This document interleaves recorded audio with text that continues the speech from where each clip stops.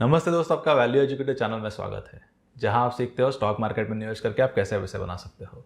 तो मेरा नाम है शशांक और आज हम डिस्कस करेंगे जो न्यूलैंड लैब्स का Q1 2022 का जो रिजल्ट आया था। तो ये जो रिजल्ट है वो कैसा रहा, इसके अलावा उनका बिजनेस मॉडल कैसा है, इसके बारे में मैं आपको बताऊँगा। इसके पहले मैंने एक न्यूलैंड लैब्स का एक सीरीज़ किया था 3 अलग अलग वीडियोज़ का, जिसमें मैं और मेरे जो एनालिस्ट है हमने एक साथ इसमें डिस्कशन किया था। तो ये जो सीरीज़ है इसमें काफ़ी डिटेल में उनके अलग अलग जो बिजनेस सेगमेंट्स है, जैसे कि उनका CMS यानी कॉन्ट्रैक्ट मैन्युफैक्चरिंग सर्विसेज, ये एक यूनिट है या एक सेगमेंट है। इसके अलावा GDS है और GDS के अंदर आप देखोगे तो बेसिकली 2 अलग अलग सेगमेंट आ जाते हैं। एक आ जाता है प्राइम APIs या कमोडिटी APIs और जो दूसरा है वो स्पेशलिटी या कॉम्प्लेक्स APIs है। तो जो प्राइम APIs होते हैं उसको कमोडिटी APIs भी कहा जाता है और ये जो APIs होते हैं इनकी जो वैल्यू है वो काफ़ी कम होती है, पर जो वॉल्यूम है वो काफ़ी बड़ा होता है। इसके एग्जैक्टली अपोजिट यदि आप देखोगे तो जो कॉम्प्लेक्स या जो आप देखोगे तो डिफ़िकल्ट टू मैन्युफैक्चर APIs, इसमें जो वैल्यू है वो काफ़ी ज़्यादा है और कंपेयर टू जो वॉल्यूम है वो काफ़ी कम होता है। तो बेसिकली ये उनके 2 सेगमेंट्स है, GDS और CMS यानी कॉन्ट्रैक्ट मैन्युफैक्चरिंग सर्विसेज। तो यहाँ पे जो इनोवेटर कंपनी है, जनरली आप देखोगे तो इनोवेटर्स जो US बेस्ड इनोवेटर कंपनीज रहती है, तो वो इंडियन मैन्युफैक्चरर से वो जो पर्टिकुलर API है वो मैन्युफैक्चर करा देती है। पर ये जो बिजनेस सेगमेंट है वो थोड़ा वोलेटाइल है, पर्टिकुलरली क्वार्टर टू क्वार्टर। तो इसके रिलेटेड ये जो बिजनेस है उनका, उसमें कैसा अफेक्ट आया है करंट क्वार्टर में, इसके बारे में हम ये वीडियो में काफ़ी डिटेल में डिस्कस करेंगे। और ये जो सारे अलग अलग APIs है उनके, इसके बारे में मैंने एक सेपरेट वीडियो में काफ़ी डिटेल में डिस्कशन किया है, जो 3 पार्ट्स का वीडियो है वो आप देख सकते हो। इसमें ऑलमोस्ट हमने सारे जो APIs है उसके बारे में आपको जानकारी दी है, उसका मैन्युफैक्चरिंग प्रोसेस कैसा है, इसके अलावा उसका कॉम्प्लेक्सिटी कैसा है। ये API जो है वो कभी आप देखोगे तो लॉन्च हुआ था, ये कंप्लीट डिटेल्स आप वो वीडियो में देख सकते हो। तो यहाँ पर अभी हम ये जो करंटली क्वार्टर का रिजल्ट आया था इसके बारे में डिस्कस करते हैं। तो यदि आप टोटल इनकम देखोगे तो total income compare to last quarter यहाँ पर 21% से लगभग रिड्यूस हुआ है। लास्ट क्वार्टर में जो रेवेन्यूज है वो लगभग 260 करोड़ के थे और वही जो रेवेन्यूज है वो करंट क्वार्टर में ड्रॉप होके 202 टू 203 करोड़ के हो गए हैं। और सेम क्वार्टर लास्ट ईयर में यानी Q1 21 में देखोगे तो ये जो रेवेन्यूज है वो लगभग 206 करोड़ के थे। EBITDA यदि आप देखोगे तो यहाँ पर EBITDA में लगभग 31% का डिक्लाइन हुआ है, यानी 40 करोड़ का जो EBITDA था लास्ट क्वार्टर में वो फिलहाल में 27.7 करोड़ का हुआ है और ईयर ऑन ईयर भी यहाँ पर लगभग 20% का ड्रॉप है फ्रॉम सेम क्वार्टर, जब भी जो EBITDA था वो 34.4 करोड़ का था। सिमिलरली EBITDA के मार्जिन्स में भी ड्रॉप आया है, quarter on quarter 180 basis point से जो मार्जिन से रिड्यूस हुए हैं और ईयर ऑन ईयर लगभग 310 बेसिस पॉइंट से यहाँ पर रिडक्शन आया है।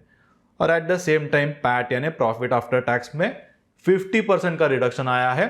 और जनरली कैसा होता है कि रिटेल इन्वेस्टर सिर्फ जो पैट है वो देखते हैं, और सपोज प्रॉफिट आफ्टर टैक्स यानी पैट इंक्रीज हो जाता है तो स्टॉक ऊपर चला जाता है, पैट नीचे आ जाता है तो स्टॉक नीचे आता है। जैसे कि आपने लास्ट वीक में देखा होगा तो जो स्टॉक है न्यूलैंड लैब वो काफी लोअर सर्किट पे था, लगभग मुझे लगता है कि 3 से 4 दिन ये जो स्टॉक है वो लोअर सर्किट पे था। तो यहां पर हमें पैट के अलावा यानी जो नॉर्मल इन्वेस्टर सोचता है उससे हमें कुछ अलग सोचना है, या हमें और कुछ जो डिटेल्स है कंपनी के बारे में वो अंडरस्टैंड करना इंपॉर्टेंट है। पैट क्या है कि PAT is just the reflection वो क्वार्टर में क्या हुआ है, it is not exactly the reflection कि फ्यूचर में क्या होने वाला है। तो जब भी हम कंप्लीट बिजनेस अंडरस्टैंड करेंगे तभी हमें समझेगा कि ये जो पैट है इसमें इतना डिक्लाइन क्यों आया है और इसके क्या क्या अलग अलग रीजंस। और इसके अलावा जो प्रॉफिट आफ्टर टैक्स के मार्जिन से उसमें भी काफी रिडक्शन आया है, quarter on quarter 230 basis point का रिडक्शन है और ईयर ऑन ईयर लगभग 300 बेसिस पॉइंट का रिडक्शन है। तो ये उनका जनरल रिजल्ट आप देख सकते हो।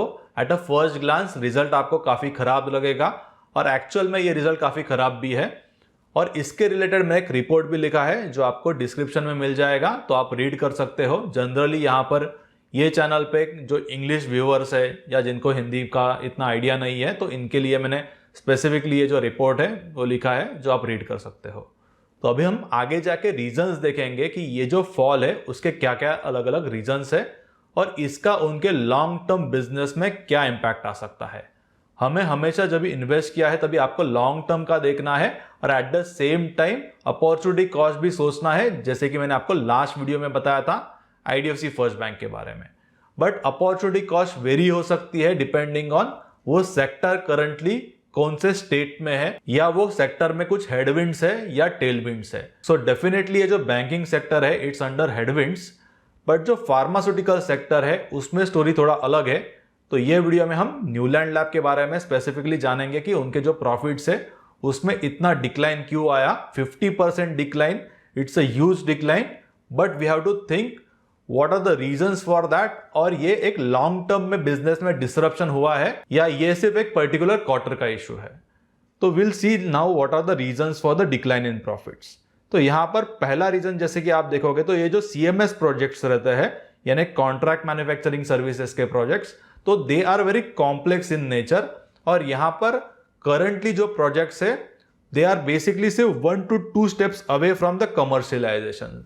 यानी अलग अलग स्टेप्स रहते हैं, प्री क्लिनिकल ट्रायल जो स्टेज रहता है, उसके बाद में जो फेज 1, फेज 2 और फेज 3 रहता है, और इसके बाद में अंडर डेवलपमेंट मॉलिक्यूल्स रहते हैं, last step is the commercialisation step.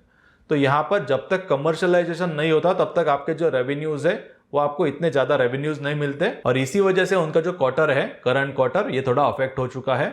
इसके अलावा जैसे कि मैंने आपको कहा कि ये जो कॉम्प्लेक्स मॉलिक्यूल्स है उनको मैन्युफैक्चर करना थोड़ा डिफिकल्ट है, और ये फर्स्ट टाइम वो कुछ जो अलग अलग मैन्युफैक्चरिंग है मॉलिक्यूल्स का वो कर रहे हैं, इसीलिए जो बेसिकली उसको कुछ समय लग रहा है। तो मुझे लगता है कि हमें 1 या 2 क्वार्टर्स का वेट करना चाहिए for deciding the final outcome. इसके अलावा जो कस्टमर्स है they also destock the inventory of different molecules during the pandemic, and ये generally is a one time event. इसके अलावा रिसेंटली यदि आप देखोगे तो मोस्ट ऑफ द जो रॉ मटेरियल्स है इनकी प्राइजेस काफी इंक्रीज हो गई थी due to basically increase in crude prices. यदि आप आरती जो ड्रग्स है उसका रिजल्ट देखोगे सो they also got impacted, Naveen fluorine के रिजल्ट में भी इम्पैक्ट है, विनती ऑर्गेनिक्स का मैं रिजल्ट कुछ दिन पहले स्टडी कर रहा था, तो there is a huge impact due to raw material price increase. तो ये एक पर्टिकुलर कंपनी के रिलेटेड नहीं है, only related to Neuland labs, it's a overall industry wise phenomena. तो यहां पर हर कंपनी कैसे टैकल करती है for this raw material changes, that you have to understand. कोई कंपनीज के लॉन्ग टर्म के कॉन्ट्रैक्ट्स होते हैं so they generally don't get much impacted, पर कुछ कंपनीज के आप देखोगे तो स्पॉट रेट पे भी वो खरीदते हैं या शॉर्ट टर्म के कॉन्ट्रैक्ट्स होते हैं। तो इट डिपेंड्स ऑन कि कौन से कंपनी का कैसा बिजनेस स्ट्रक्चर है। इसके अलावा न्यूलैंड लैब का यूनिट 3 करके एक प्रोडक्शन का यूनिट है जिसको उन्होंने लगभग 3 से 4 साल पहले एक्वायर किया था। तो उन्होंने क्या किया है फिलहाल में कि एग्जिस्टिंग यूनिट 1 और यूनिट 2 से जो APIs है वो यूनिट 3 में उन्होंने शिफ्ट करना शुरू किया है, क्योंकि ऐसे कुछ जो APIs है उनका वॉल्यूम काफी बढ़ गया है, इसीलिए उनको ये प्रोडक्शन ब्लॉक में वो शिफ्ट कर रहे हैं। तो जब भी आप कोई नया कैपेक्स करते हो या कोई नया यूनिट शुरू करते हो तो आपके जो कॉस्ट है वो आपको इनिशियली P&L में हिट करते हैं, जैसे कि एम्प्लॉयज के जो कॉस्ट है वो बढ़ जाते हैं, यूनिट के जो फिक्स कॉस्ट रहते हैं वो बढ़ जाते हैं, पर वो समय में वो जो असेट होता है वो कोई भी जो बेसिकली सेल्स या जो रेवेन्यूज है या इवन प्रॉफिटेबिलिटी है वो कंट्रीब्यूट नहीं करता। ये सिमिलर सिचुएशन लॉरस लैब में हुआ था, और इसके अलावा मुझे लगता है कि वैलिएंट ऑर्गेनिक्स में भी ये जो सिचुएशन है वो कुछ समय के लिए रहेगा, क्योंकि इनिशियली अभी उनका जो PAP का प्लांट है, पैरा अमीनोफिनॉल जिसको कहते हैं, तो ये जो प्लांट है वो रेडी हो गया है, पर इसमें जो क्वालिटी है मुझे लगता है कि पैरा अमीनोफिनॉल की उसके रिलेटेड उनको कुछ इश्यूज आ रहे हैं। तो ये 1 या 2 क्वार्टर वो P&L को हिट कर सकता है जब तक एक्चुअल प्रोडक्शन नहीं चालू होता। और यही आप देखोगे तो न्यूलैंड लैब के केस में भी हुआ है, इनिशियली जो अलग अलग एक्सपेंसेस है वो फिलहाल में P&L में हिट हो रहे हैं, और बाद में आप देखोगे तो ऑपरेटिंग लेवरेज जो है वो प्ले होना शुरू होगा जब भी उनका जो यूटिलाइजेशन है यानी कैपेसिटी यूटिलाइजेशन है वो आगे जाके बढ़ेगा। मैनेजमेंट ने ये गाइड किया है कि करंट ईयर यानी फाइनेंशियल ईयर 2022 के एंड तक जो करंटली यूनिट 3 है इसका कैपेसिटी यूटिलाइजेशन लगभग 40 to 50% का हो सकता है। यानी आपके फिक्स असेट्स वही रहते हैं, आपके लगभग एक्सपेंसेस जो है वो भी सिमिलर रहेंगे, पर आपका रेवेन्यूज और प्रॉफिटेबिलिटी काफी बढ़ जाएगा, क्योंकि बाद में क्या होता है कि ज्यादा रेवेन्यूज अचीव करने के लिए उतने ज्यादा एक्सपेंसेस नहीं करने पड़ते, और इसीलिए जो प्रॉफिट्स है वो काफी बढ़ जाते हैं। ये आप देखोगे तो ऑपरेटिंग लेवरेज है, एंड इट्स आप देखोगे तो वेरी इंपॉर्टेंट कंसेप्ट जो आपको जानना बहुत जरूरी है। अभी हम CMS यानी कॉन्ट्रैक्ट मैन्युफैक्चरिंग सर्विसेज, ये उनका जो सेगमेंट है, इसमें अलग अलग जो APIs अंडर डेवलपमेंट और कमर्शियल जो है उसके डिटेल्स देखते हैं। तो यदि आप देखोगे तो 2019 में एपीआई जो अंडर डेवलपमेंट है वो 6 थे, और इंटरमीडिएट यानी एपीआई बनाने के पहले कुछ केमिकल्स लगते हैं वो लगभग वो 2 मैन्युफैक्चर करते थे, यानी टोटल 8 था। और वही समय में जो कमर्शियल एपीआईज और इंटरमीडिएट मिला के लगभग 12 थे। उसके बाद में 2020 में टोटल जो था वो 14 हो गया 8 से अंडर डेवलपमेंट का, और कमर्शियल में लगभग 60 एपीआईज और इंटरमीडिएट से वो इंक्रीज हो गए। और बाद में 2021 में एपीआई जो है वो 9 और जो इंटरमीडिएट से वो 8, तो 9 + 8 आप देखोगे तो लगभग 17 हो गए। और उसके बाद में जो कमर्शियल एपीआईज है वो लगभग 15 थे APIs plus intermediate 2021 financial year में। तो आपको ये जो ट्रेंड है वो देखना इंपॉर्टेंट है कि कमर्शियल एपीआईज में इंक्रीज हो रहा है या नहीं, या अंडर डेवलपमेंट जो एपीआईज है बेसिकली जो प्री क्लिनिकल ट्रायल्स है या फेज 1, फेज 2, फेज 3 इनका जो टोटल है उसमें इंक्रीज हो रहा है नहीं। क्योंकि यहाँ पर क्या होता है कि हॉकी स्टिक काइंड ऑफ जो रेवेन्यूज है वो इंक्रीज होते हैं। इनिशियली आपको ज्यादा रेवेन्यूज में इंक्रीज नहीं दिखाई देगा, पर जैसे जैसे वो नेक्स्ट सेगमेंट्स में जाते हैं वैसे वैसे जो प्रोबेबिलिटी एपीआई यानी जो मॉलिक्यूल है उसका सक्सेसफुल होने का प्रोबेबिलिटी बढ़ता होता है। यानी ये जो नंबर से वो ट्रैक करना इंपॉर्टेंट है। तो रिसेंटली आप देखोगे तो फाइनेंशियल ईयर 2022 में लगभग 12 एपीआईज अंडर डेवलपमेंट है और 8 इंटरमीडिएट्स हैं, यानी टोटल अंडर डेवलपमेंट 20 है। और कमर्शियल में यदि आप देखोगे तो जो 2019 में 12 थे वो इंक्रीज होके 17 हो गए। तो जो सीएमएस यानी कॉन्ट्रैक्ट मैन्युफैक्चरिंग सर्विसेज का सेगमेंट है इसको हमें क्वार्टर ऑन क्वार्टर ट्रैक नहीं करना है, इसको हमें ईयर ऑन ईयर ट्रैक करना है। आइदर इंटरमीडिएट्स और एपीआईज में कितना डेवलपमेंट है, अंडर डेवलपमेंट प्लस जो अंडर कमर्शियलाइजेशन है उसका नंबर, और इसके अलावा रेवेन्यूज भी हम देखेंगे क्योंकि क्वार्टर ऑन क्वार्टर ये जो सेगमेंट है इसमें काफी वोलेटिलिटी है। जैसे कि आप यहां पर उनके रेवेन्यूज में देखोगे तो जो रेवेन्यूज लास्ट क्वार्टर में यानी क्वार्टर 4 में 60 करोड़ के थे, यानी क्वार्टर 4 2021 में, जो करंट क्वार्टर में रिड्यूस होकर 44 हुए हैं। और वही रेवेन्यूज क्वार्टर 3 21 में लगभग 91 करोड़ के थे। पर यदि आप देखोगे तो ईयरली यहां पर क्या हुआ है कि जो रेवेन्यूज 2015 में 84 करोड़ के थे सीएमएस सेगमेंट के, वो लगभग आप देखोगे तो 262 करोड़ के हुए हैं, यानी लगभग यहां पर 4 टाइम्स का इंक्रीज हो गया है। तो यहां पर ये जो कॉन्ट्रैक्ट मैन्युफैक्चरिंग सर्विसेज ये जो सेगमेंट है ये in general quarter to quarter काफी वोलेटाइल है। आप ये ट्रैक कर सकते हो सुवेन फार्मा के रिजल्ट में भी। तो सुवेन फार्मा के केस में मुझे लगता है कि क्वार्टर 2 या क्वार्टर 3 21 में ये सीएमएस बिजनेस उनके बिजनेस सेगमेंट का भी एक पार्ट है, तो उसके वजह से जो प्रॉफिट्स है वो थोड़े गिर गए थे और इसीलिए जो स्टॉक है वो काफी करेक्ट हो चुका था।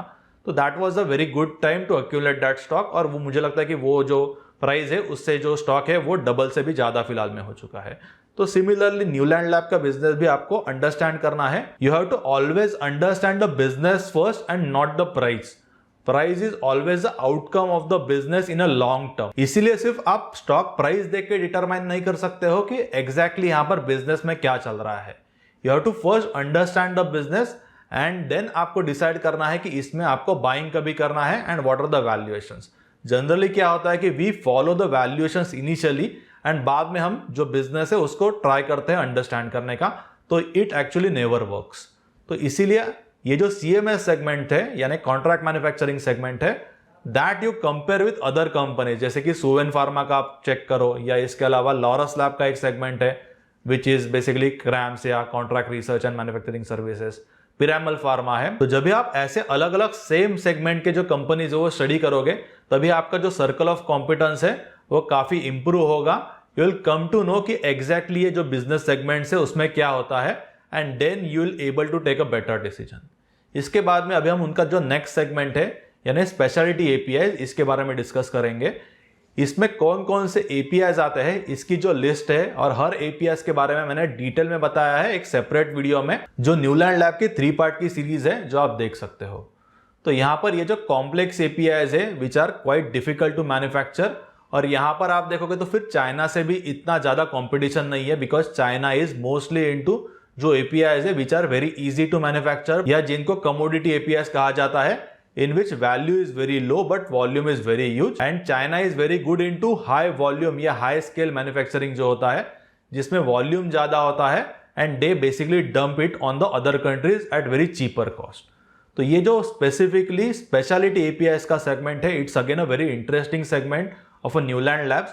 First important I think is a CMS segment. Second thing is their specialty APIs and third block is prime APIs, जो मुझे लगता है कि मे बी इतना अच्छा नहीं है, and then slowly they are shifting from prime APIs to other two business segments, जो हम आगे जाके देखेंगे कि टोटल रेवेन्यू मिक्स में ओवर द ईयर्स कैसे चेंज हो रहा है. ये इमीडिएटली चेंज नहीं होगा, इसको कुछ समय लगेगा, बट विल चेक कि लास्ट 3 to 4 ईयर्स में कैसे चेंजेस आए हैं फ्रॉम प्राइम बिजनेस सेगमेंट या commodity business segment to other business segment like specifically CMS और स्पेशलिटी APIs. तो यदि आप स्पेशलिटी API सेगमेंट के रेवेन्यूज देखोगे तो 2015 में वो 103 करोड़ के थे और 2021 फाइनेंशियल ईयर में लगभग वो 200 करोड़ के हुए थे, यानी डबल हुए हैं 6 ईयर्स में, यानी जो CAGR है वो लगभग 12% का है.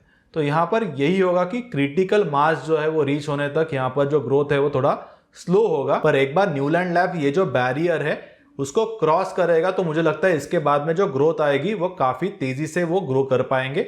इसके लिए हमें कुछ समय लग सकता है, लगभग 1-2-3 साल का समय लग सकता है. इसके अलावा उनके पेप्टाइड्स भी है, लगभग 4 to 5 पेप्टाइड्स पे न्यूलैंड लैब्स काम कर रहे हैं. इसके जो डिटेल्स है वो आप मेरे सेपरेट वीडियो में देख सकते हो. इसमें हमने जो सारे पेप्टाइड्स है उनके इसके बारे में काफी डिटेल में जानकारी दी है, और कोई कोई ऐसे पेप्टाइड्स है जिसमें Neuland labs is the only manufacturer. तो यहाँ पर काफी आप देखोगे तो आगे जाके जो रेवेन्यूज है उसमें ग्रोथ आ सकती है, बट इसको कुछ समय लगेगा. मे बी पेप्टाइड्स के लिए 4 से 5 साल का समय लग सकता है. अभी हम उनका लार्ज बिजनेस सेगमेंट देखते हैं. उनके जो ईयरली जो रेवेन्यूज है इसके बारे में डिस्कस करेंगे, जो प्राइम बिजनेस सेगमेंट है. तो यहाँ पर आप देखोगे तो जो ग्रोथ है वो सबसे कम है. 2015 में ये जो बिजनेस सेगमेंट है इससे लगभग 290 करोड़ के रेवेन्यूज आए थे और करंटली 2020 में वो 431 करोड़ के थे. तो यहाँ पर रेवेन्यूज ज्यादा है पर जो ग्रोथ है वो काफी कम है, क्योंकि ये नेचर है ये बिजनेस का, इसमें बहुत ज्यादा ग्रोथ नहीं आती. क्योंकि ये जो जनरली प्राइम सेगमेंट है या कमोडिटी APIs है उसमें APIs में ज्यादा ग्रोथ नहीं आ रही है. They are very old APIs और उनका जो ओवरऑल मार्केट है इसमें ग्रोथ नहीं है. इसीलिए स्पेसिफिकली न्यूलैंड के जो कंप्लीट बिजनेस है इसमें भी ज्यादा ग्रोथ नहीं आ रही है. And that's why Neuland is shifting from ये जो कमोडिटी APIs है टू CMS सेगमेंट या स्पेशलिटी APIs. तो इसके जो डिटेल्स है वो अभी हम देखते हैं. तो यदि आप न्यूलैंड लैब्स के ये रेवेन्यू मिक्स के चार्ट में देखोगे तो इनिशियली जो प्राइम APIs है 2015 में वो लगभग 65% का कॉन्ट्रीब्यूट करता था, जो 2021 में रिड्यूस होके 46% का हुआ है, यानी लगभग 20% का रिडक्शन है. एट द सेम टाइम जो CMS बिजनेस सेगमेंट है वो सिर्फ 13% का कॉन्ट्रीब्यूट करता था 2015 में, और करंटली यानी लास्ट ईयर के फाइनेंशियल ईयर कंप्लीट होने के बाद जो कंट्रीब्यूशन है वो लगभग 28% का हुआ है, यानी ये बिजनेस सेगमेंट डबल हो चुका है. और जो नीश APIs है या जो स्पेशलिटी APIs है वो लगभग सिमिलर है, 22% पहले थे और फिलहाल में भी 22% है. तो मुझे लगता है कि ये जो 46% के प्राइम APIs है वो रिड्यूस होकर 33% हो जाएंगे, और ईच बिजनेस सेगमेंट लगभग जब भी सिमिलर कंट्रीब्यूट करेगा 33, यही बेसिकली उनका एम है मैनेजमेंट का. तो उसके बाद में मुझे लगता है कि बिजनेस इतना वोलाटाइल नहीं रहेगा, मे बी क्वार्टरली भी, और आगे जाके आप देखोगे कि जैसे जैसे बिजनेस ग्रो होगा वैसे ही उनके प्रॉफिटेबिलिटी की जो वोलाटिलिटी है वो और कम हो जाएगी. तो अभी ये जो स्टॉक है आप देखोगे तो उसके ऑल टाइम हाई से लगभग 43% इसमें डिक्लाइन आया है. लगभग 2800 के आसपास इसने ऑल टाइम हाई क्रिएट किया था, और रिसेंटली लो यदि आप देखोगे करंट लो तो मुझे लगता है 1600 के आसपास यहाँ पे लो क्रिएट हुआ था. तो यहाँ पर काफी आप देखोगे तो मैनेजमेंट को काफी लोग ब्लेम कर रहे हैं कि मैनेजमेंट अच्छा नहीं है या business itself is not good, but we have to think about कि एक्चुअल बिजनेस सेगमेंट्स कौन से हैं जो बिजनेस कंप्लीट बिजनेस में बेसिकली अफेक्ट कर रहे हैं. So I think that is the CMS segment and it is the nature of the CMS segment. तो यहाँ पर सपोज आप न्यूलैंड लैब्स में इन्वेस्टेड हो तो आपको कौन सी चीजों को ट्रैक करना है या किसको फॉलो करना है. प्राइस को फॉलो करोगे तो आपको बेसिकली ज्यादा कोई इंफॉर्मेशन मिलेगा नहीं. अप और डाउन प्राइस होते रहता है, that doesn't contain any kind of information. तो आपको स्पेसिफिकली पहले ये देखना है कि नेक्स्ट 2 या 3 क्वार्टर्स में क्या होता है, CMS बिजनेस सेगमेंट का क्या वो रिकवर होता है या नहीं. जैसे मैनेजमेंट ने गाइड किया था कि ईयर ऑन ईयर उनका जो प्रॉफिटेबिलिटी में ग्रोथ होगा वो लगभग 15 to 20% का हो सकता है. तो we have to track that. CMS यानी कॉन्ट्रैक्ट मैन्युफैक्चरिंग सर्विसेज, ये जो सेगमेंट है इसके अलावा हमें ये भी देखना है कि यूनिट 3 का पोजीशन आगे जाके क्या होता है. तो मुझे लगता है कि जैसे जैसे यूनिट 3 मैच्योर होगा, कैपेसिटी यूटिलाइजेशन बढ़ेगी, तो उनके जो फिक्स कॉस्ट है वो उतना ही रहेंगे और ऑपरेटिंग लेवरेज प्ले होना शुरू होगा. तो इसको एग्जैक्टली कितना समय लगता है हमें देखना होगा। तो you have to track this thing. तो जनरली यदि आप ये ट्रैक करोगे एंड मैनेजमेंट जो बोल रहे हैं वो क्या वो कर पा रहे हैं, यानी are they walking the talk, तो ये भी जो बेसिकली पॉइंट है इसको आप ट्रैक कर सकते हो। तो ये जो अलग अलग पॉइंट्स मैंने आपके साथ डिस्कस किए, तो आप यहाँ पे डिसाइड कर सकते हो कि आपको होल्ड करना है न्यूलैंड लैब्स को, कुछ समय देना है, और या आपको इससे एग्जिट करना है जैसे कि बाकी रिटेल इन्वेस्टर्स सिर्फ प्राइस देख के फिलहाल में एग्जिट कर रहे हैं, या आपको ये अपॉर्चुनिटी यूज करना है फॉर एवरेजिंग। तो यहाँ पर ये डिसीजन आपका होगा। एंड यहाँ पर मैंने मेरा व्यू आपके साथ शेयर किया है कि मुझे लगता है कि इसको कुछ समय लग सकता है, 1-2 से 3 क्वार्टर्स का, बट डिसीजन आगे जाके भी मिलते रहे। और जरूर ये वीडियो आप आपके फ्रेंड्स के साथ शेयर कीजिए ताकि उनको भी न्यूलैंड लैब्स का ये जो डिस्कशन किया हमने Q1 2021 का, इससे उनको भी बेनिफिट मिलेगा।